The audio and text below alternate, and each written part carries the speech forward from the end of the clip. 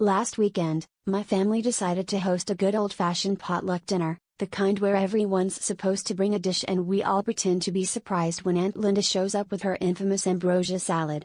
I sent out a group text with the usual instructions: bring your favorite dish.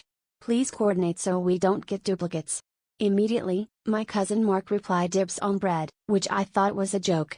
Turns out, it was more of a prophecy. The evening arrived, and one by one, my relatives strolled into the kitchen, each holding some form of bread. Baguettes, ciabatta, rye, naan, pita, even a weird, dense loaf labeled experimental gluten-free. By the time my little sister arrived balancing a tower of Hawaiian rolls, the countertops looked like a carb convention. No dips, no meats, no cheese. Just bread. I tried to play it cool, slicing and arranging loaves like a contestant on the Great British Bake Off, Emergency Edition. Things took a turn when Uncle Joe, who'd brought a lovingly homemade sourdough, named Yeast Mode, realized the Wi-Fi password had changed. Desperate for a connection, he started bartering with family members. I'll give you a quarter loaf for 5 minutes of Wi-Fi. Half the loaf for your Netflix login.